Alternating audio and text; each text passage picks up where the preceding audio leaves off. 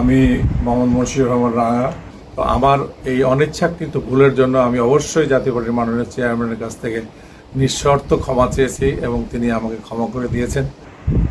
আমি জাতীয় পার্টির একজন কর্মী ছিলাম এবং 2097 সালে আমি জাতীয় পার্টিতে প্রথম জাতীয় পার্টির মাননীয় প্রতিষ্ঠাতা চেয়ারম্যান আলহাজ হুসাইন মোহাম্মদ এরশাদের হাত ধরে আমি জাতীয় পার্টিতে আসি এবং জাতীয় পার্টিতে সেই বছরই জাতীয় পার্টির মাননীয় চেয়ারম্যান আমাকে রংপুরের সাধারণ সম্পাদকের দায়িত্ব দিয়েছিলেন।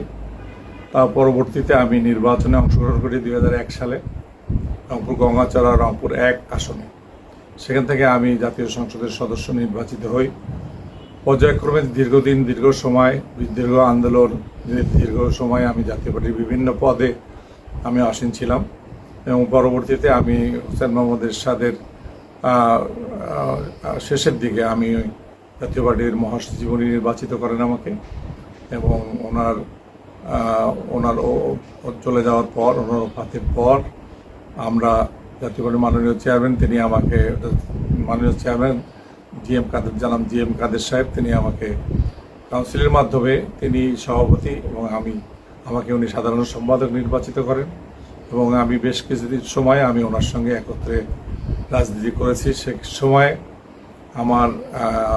আমার যে কোনো একটি হয়তো কারণে মাননীয় চেয়ারম্যান আমার উপরে একটু দুঃখ পেয়ে আমাকে আমার পদ থেকে অব্যাহতি দিয়েছিলেন। আমি ওনার সঙ্গে কথা বলেছিলাম তারপরেও এবং তখন আমি সংসদ সদস্য ছিলাম। ওনার সঙ্গে বরাবরই কথা হতো এবং সম্মানের সঙ্গেই আমি ওনার সঙ্গে কথাবার্তা বলতাম, এখন পর্যন্ত বলেই আসছি। এবং পরবর্তীতে বিভিন্ন সময়ে আমাকে যখন আমার সর্বশেষ যে আমার প্রাথমিক সদস্যপদ থেকে যখন উনি বহিষ্কার করেছিলেন তখন আমি একটু কষ্ট পেয়ে আমি একটু প্রেস কনফারেন্স করেছিলাম এবং আমি দুঃখ করে অনেক কথা বলেছিলাম। আমি এখন বুঝি যে এই কারণগুলো এগুলো করা আমার কোনো সময় আমার ঠিক হয়নি বা আমি ঠিক করিনি। এগুলো আমি জাতীয় পার্টি বাদে অন্য কোনো দলের সঙ্গে আমি তারপরে আর কোনো সময় কোনোভাবেই কোনো দলের সঙ্গে সম্পৃক্ত ছিলাম না। জাতীয় পার্টির আমার যারা অনুসরণ করতো আমাকে তারাও এখন পর্যন্ত জাতীয় পার্টিতে রয়ে গেছেন। তো আমার এই অনিচ্ছাকৃত ভুলের জন্য আমি অবশ্যই জাতীয় পার্টির মাননীয় চেয়ারম্যানের কাছ থেকে নিঃশর্ত ক্ষমা চেয়েছি এবং তিনি আমাকে ক্ষমা করে দিয়েছেন। আমি এতেই খুশি। আমি শুধু আশা করছিলাম ওনার কাছে যে জাতীয় পার্টিতে যদি আমাকে আবারও আমার খানিকটা দায়িত্ব দেওয়া হয়, অন্তত জীবনের শেষ সময়টায় যেন আমি জাতীয় পার্টির সঙ্গে আমাকে সম্পৃক্ত করতে পারি।